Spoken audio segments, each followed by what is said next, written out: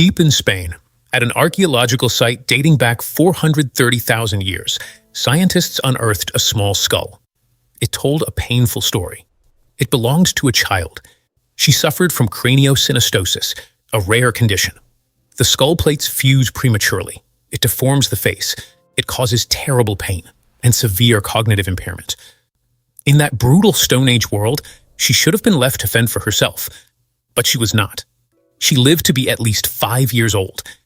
This means that day after day, someone in her tribe cleaned her wounds, mashed her food, carried her in their arms, even though she could give nothing in return.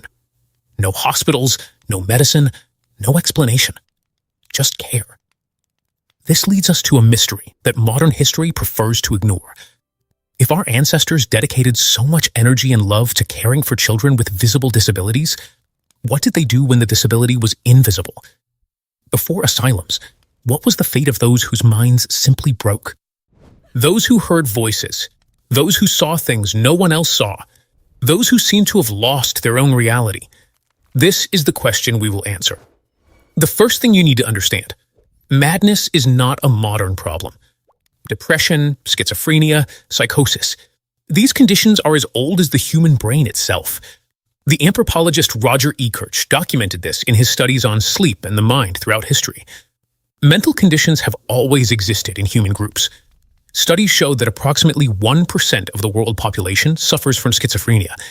This means that in any prehistoric group of 50 people sitting around a fire, at least one was experiencing a different reality. Always. The psychologist Thomas Ware showed this in his studies on light and melatonin.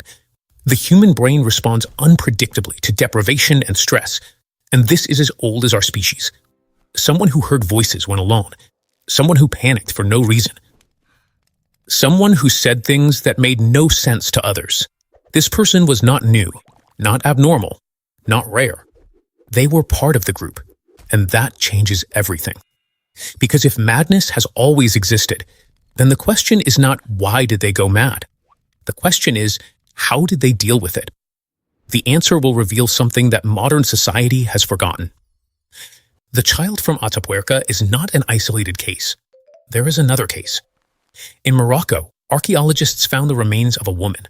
She dates back approximately 100,000 years. She had severe cognitive impairment. She could not take care of herself. She could not feed herself. She likely could not communicate like the others. She should have died young, but she did not. She lived to adulthood. This means that for years, someone fed her, someone protected her, someone carried her when she could not walk, without recompense, without expectation, without advantage to the group, just pure care.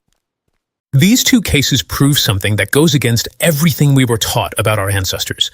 The child from 430,000 years ago, the woman from 100,000 years ago. They prove it. They were not brutal. They did not abandon the weak. Care is the first act of humanity, and it existed before any civilization, before any law, before any organized religion. Compassion was not invented. It was inherited. Now comes the part that changes everything: understanding how our ancestors explained madness. They did not have science. They did not know that the brain produced chemicals. They did not know about neurotransmitters. They did not know that the mind could break on its own. So when someone heard voices, when someone entered a trance, when someone saw visions, they needed an explanation. And the only explanation that existed was the supernatural. To them, the person was not sick. They were connected with the spirits, with the gods, with the invisible world. This person was not rejected. They were feared, but also respected. And often, they were chosen as a shaman. The shaman was the only one who could enter altered states of consciousness, because they could speak with what others could not see, because they could bring messages from the spirit world, because they could heal what others did not understand. A psychotic break was not a collapse. It was a calling. Madness was not a disease. It was a gift. And this shift in perspective, from sick to chosen, is what allowed these people to continue being part of the tribe. They were not cared for out of pity. They were cared for because they had a role. They had value. They were needed. And this reveals something profound about our ancestors. They did not expel the stranger. They gave them a place. There is a study from 2015 that changed everything we thought about madness. Scientists led by Joanna Cohen followed people who heard voices in 3 different places: Ghana, Vietnam, the United States. The result was shocking. In Ghana and Vietnam, older cultures tied to tradition, the voices these people heard were helpful. They gave advice. They warned about dangers. Sometimes they even offered protection. People were not afraid of the voices. They accepted them, as if they were part of reality. Meanwhile, in the United States, the voices were hostile, threatening, violent. They made the person feel persecuted. And the only difference between the 3 places was not biological, not genetic, not brain chemistry. It was cultural. The story each culture tells about madness defines what the person feels. If the culture says you are sick, the person feels fear, suffering, shame. If the culture says you are chosen, the person feels purpose, value, mission. And this proves something that modern history prefers not to face. Madness does not exist only in the mind. It exists in the culture that receives it. And our ancestors, they chose a story that allowed for care, not exclusion. Now, you need to see this, because this is not just history. This is about you, or someone you know, someone who heard voices, someone who panicked, someone their family tried to hide. But not everything was sacred. Not everything was compassion. There was also fear. Fear of the unknown. Fear of what could not be explained. And when fear took over, the response was violence. There were skulls older than 10,000 years that show a brutal procedure. Trepanation, pierced skulls, holes drilled into the heads of living people. The goal? To release evil spirits, to expel demonic possession, to cure madness. And the most shocking part? Many of these skulls show signs of healing. This means the person survived the surgery. Someone cared for them during recovery. Someone fed them. Someone cleaned the wound. Someone protected them while the bone closed. In other words, even in the most brutal act, there was care. There was someone present. There was someone who did not abandon them. This reveals something contradictory about our ancestors. They were capable of extreme violence, but also of extreme compassion, sometimes in the same people, at the same time. Fear existed, but care existed more. And you still have that choice. When someone breaks their mind, do you care for them? Or do you push them away? Now let us see how everything changed. The Egyptians, 3000 before Christ. The Ebers Papyrus, one of the oldest medical texts, records that they conversed with people experiencing mental suffering.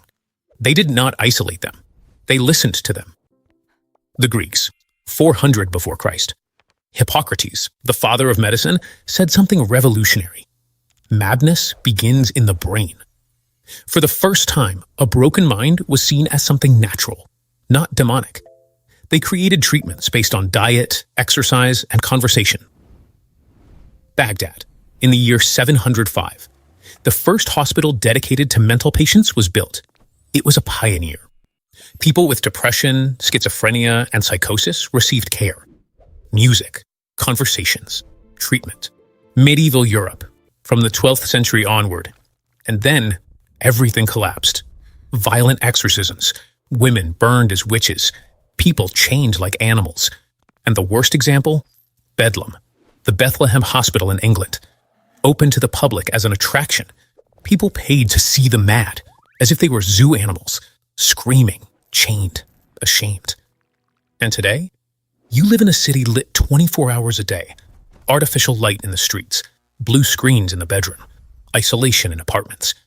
The villain is not visible. It is the light that never turns off. It is the screen that never sleeps. It is the silence between neighbors who never speak. Modernity took something away from human beings without them realizing it. It took away companionship. It took away the collective. It took away the place for those who do not fit. Now, let us go back to the beginning, to the switch you turn off in the bedroom, to the darkness you choose, to the isolation you create, and to the skull of the child from 430,000 years ago. She could not give back. She could not work. She could not hunt, she could not protect the group, but she was cared for years. And that tells us something about who we are. Human compassion is an evolutionary trait, older than civilization itself. Our ancestors' response to madness and disability was not exclusion, it was acceptance, whether through continuous practical care or through assigning a sacred mystical role to the individual. Now, do we do the same?